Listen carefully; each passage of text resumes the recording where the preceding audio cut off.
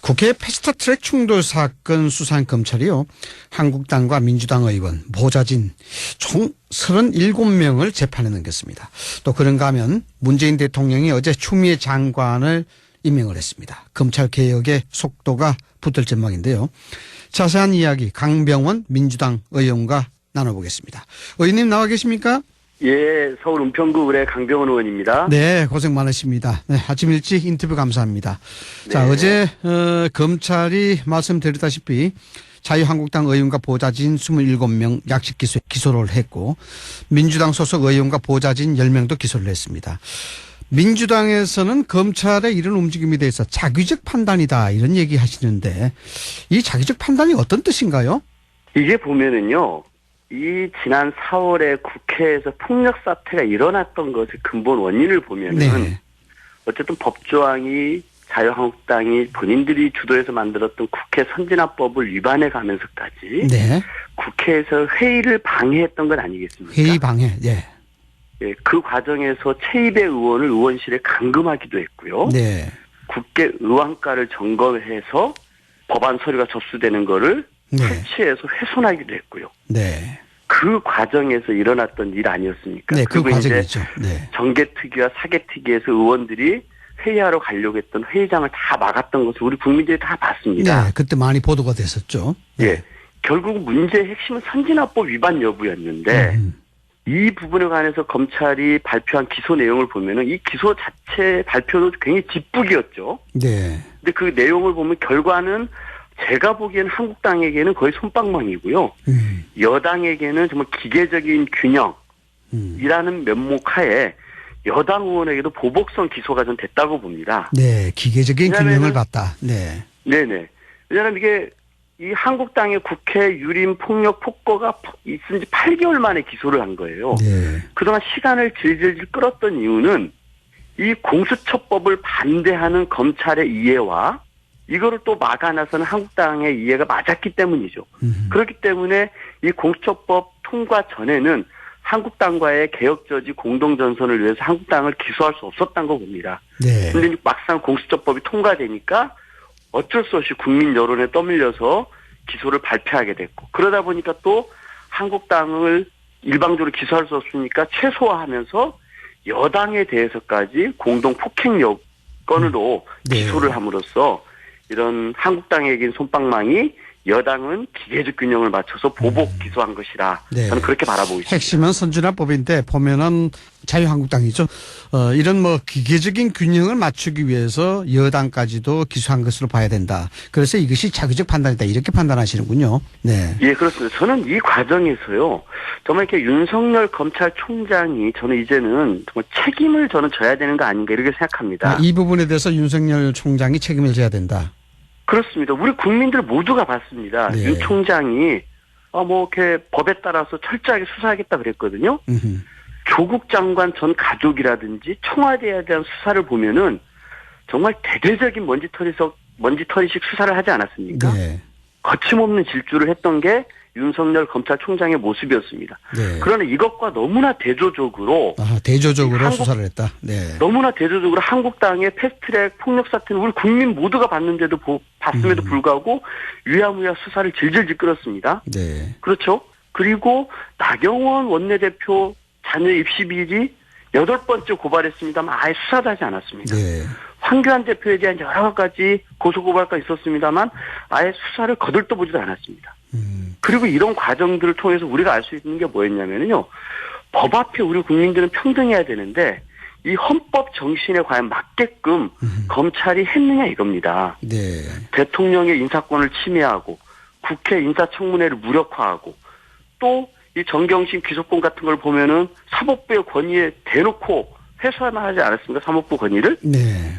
과연 이런 것들이 정말 이 검찰 개혁을 하라는 국민의 명령을 받은 이걸 수행해야 될 검찰이 해야 될 일이었는지, 네, 국민에 대한 믿음을 저는 배신했다고 보고요. 네. 오히려 검찰의 기득권을 수호하는 데 앞장서는 모습으로 우리 국민들의 믿음을 배신했고 헌법 정신을 저는 훼손했다고 생각합니다. 헌법 정신을 책임져야 훼손했다. 한다고 생각합니다. 네. 검찰의 일련의 수사 과정이 검찰의 내부의 기득권을 지키기 위한 것이고 그것은 현 정부의 오히려 역차별적인 그런 태도, 그런 수사 형태를 보여주고 있다. 이렇게 이제 해석이 될 것 같은데요. 자, 이 부분에 대해서 뭐 한국당에서는 또 민주당과는 똑같은 어떤 결에서 억지 기소다, 정권 눈치 보기식 하명 기소다, 이런 입장을 유지하고 있는데 이런 주장을 어떻게 보시나요? 이것도 저 똑같습니다. 이 4월에 패스트트랙 폭력 사태가 일어났던 것은 그 핵심적인 법조항 국회 선진화법을 위반했다는 겁니다. 네. 이 정말 적반하장도 유분수인데요. 이 동물 국회를 막자면서 국회 선진화법을 만든 게 한국당 아니었습니까? 네. 자신들이 만든 법도 지키지 않으면서 정당 방위 합법을 운운할 자격이 있는지 싶습니다. 이 사람들이 근거로 내세운 게 사보임이 불법이다라는 얘기 아닙니까? 네, 사보임 불법. 이것에 대해서도 검찰이 철저하게 수사를 했습니다만 국회의장에 대해서 다 무혐의 처분하지 않았습니까? 네. 사보임이 불법이 아니라는 겁니다. 그런데 이제 와가지고 이게 억지 기소다 하는 기사라고 하는 거는 정말 맞지 않는 거고요. 본인들은 국회 선진화법 위반으로 고소고발됐습니다. 근데 네. 저희 더불어민주당에 대해서는 이 공동 폭행 여부로 폭력 행사를 가지고서 고소고발을 했어요. 네. 저 맞지 않는 법을 가지고 저희에게 적용을 한 것이고 이것에 대해서 또 검찰이 이런 식으로 저희 당 의원 몇몇 분들에 대해서 불구속 기소하고 약식 기소한 것은 정말 이렇게 기계적 중립을 맞추려고 했던 것이라고 생각합니다. 네. 이번에 여야 통틀어서 37명이 기소가 된 건데 총선에 영향 없을까요?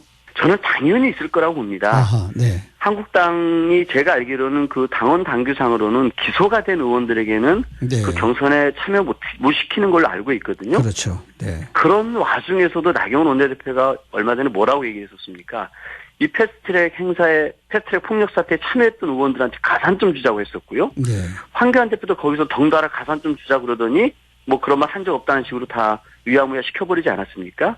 근데 국회법 165조 이 국회 회의 방해는 큰 죄입니다. 네. 5년 이하의 징역, 1천만 원 이하의 벌금이고요. 500만 원 이상의 벌금형을 받으면은 5년 동안 피선거권이 박탈되게 돼 있습니다. 네. 이게 뻔히 눈에 보이는데도 이 사람들을 공천한다고 하면은 21대 이 사람들이 뭔가 뭐 좋은 곳에서 공천받아서 국회에 들어온다고 하면 이 국회 내에서 의원직이 상실될 수 있지 않습니까? 네.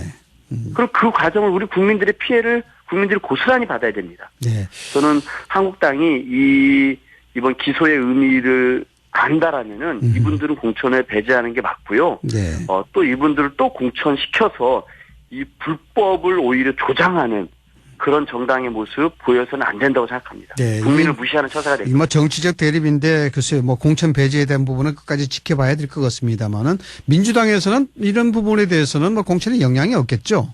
예, 저희는 전혀 없습니다. 아까도 네. 말씀드렸습니다만 저희 당 의원을 그 공동폭력 행위로 고소발하고 이거를 검찰이 불구속 기소했는데요. 네.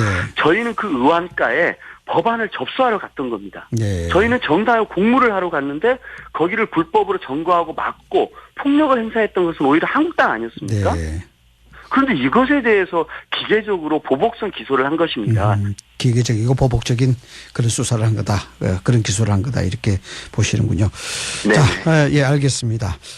문재인 대통령이 추미애 장관 임명제가 어제 오전 7시에 내렸는데 뭐 언론 보도를 보면 그런 분석들을 많이 하고 있습니다만은 이렇게 속전속결로 임명한 배경 어떻게 보시나요?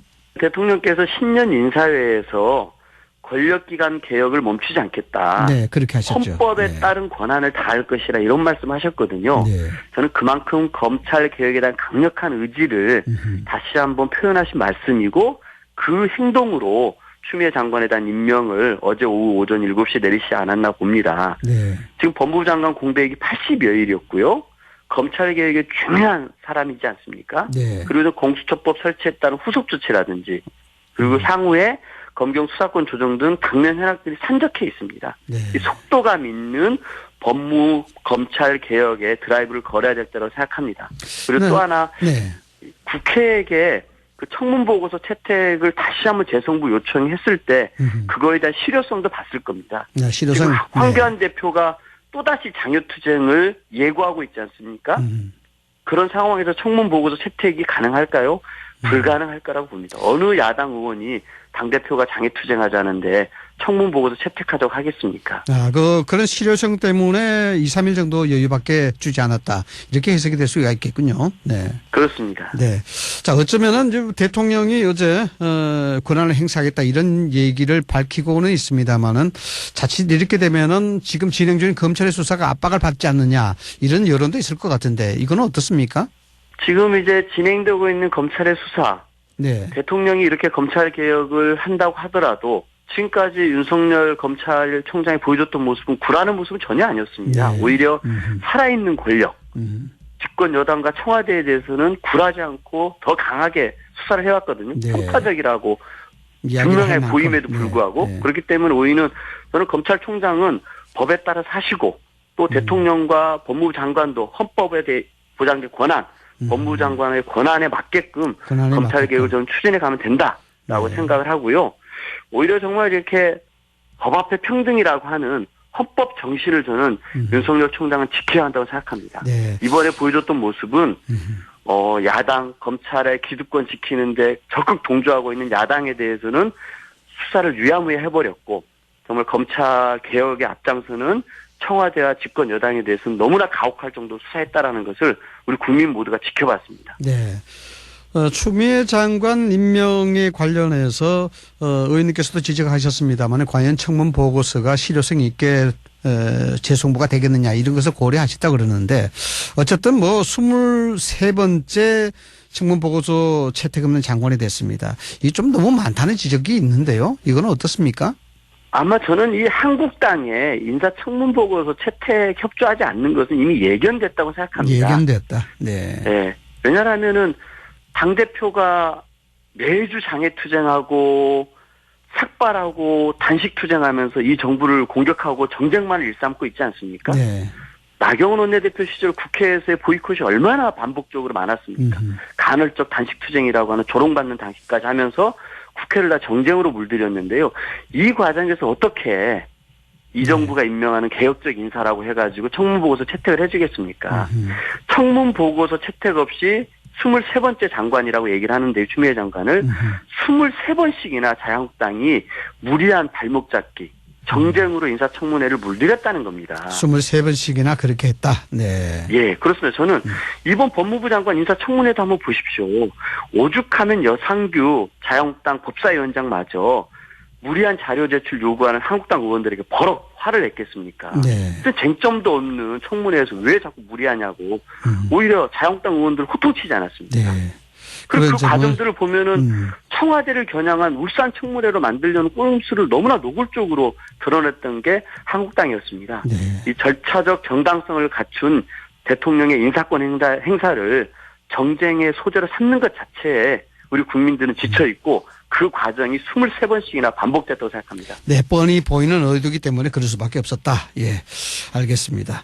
자, 이 총선이 관건인데, 한국당에서는 뭐 비례자유한국당 창당 작업에 착수했는데, 민주당은 위성정당 창당, 지금까지는 뭐 고려하지 않고 있다고 하는데, 계속해서 뭐 이런 톤을 유지하실 생각이십니까? 저희 당은 위성정당 창당을 검토하지 않습니다. 네. 네, 명확히 말씀드리고 있고, 심지어 저희 당과 유사한 이름이, 선관위에 등록되는 것에 대해서도 선관위가 좀 법률적 검토 바탕으로 대책을 네. 세워달라고 저희가 공식 대응한 바도 있습니다. 네. 저는 한국당에서 비례위성정당인 비례자유한국당 창당 작업에 착수를 했는데요. 정말 우리 국민을 바보로 하는 꼼수의 백미가 아닌가 싶고요. 결코 성공하지 못할 거라고 생각합니다. 네. 한국당의 정말 놀부심보가 정말 심각한데요. 선거법 연동형 비례대표제 도입을 적극 검토하자고 해서 선거법 개혁을 협상하자고 하니까 비례대표제 전면 폐지를 주장하지 않았습니까? 네.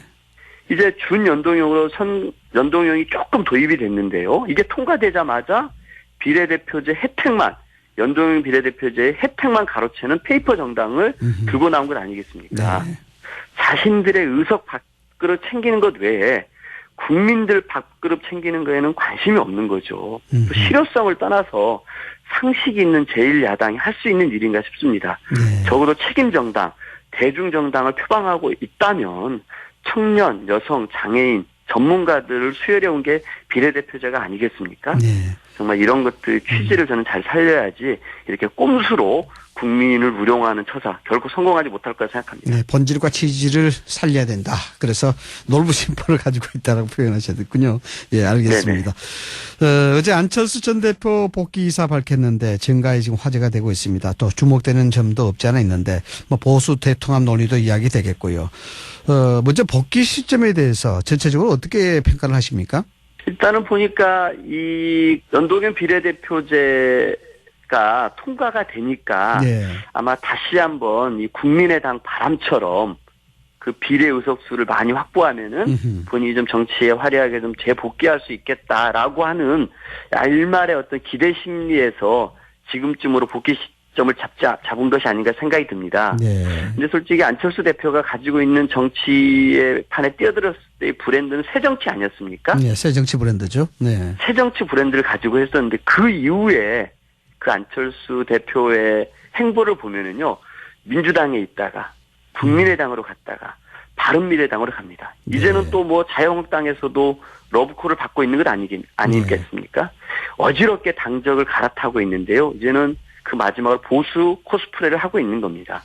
이 일관성 없는 정치 끝에 남은 것은 뭐냐면은 새 정치가 아니라 제가 MB 아바타입니까라는 자충수만 남았다고 생각합니다. 자충수만 남는다. 네. 오죽하면 여전히 미궁 속인 안철수의 새 정치다라는 비판이 나오겠습니까? 네. 저는 총선 앞둔 복귀 시점 의도가 뻔히 보이지만 이제 안철수의 시대는 끝났고 실패한 정치인으로 국민들이 각인돼 있다고 생각합니다.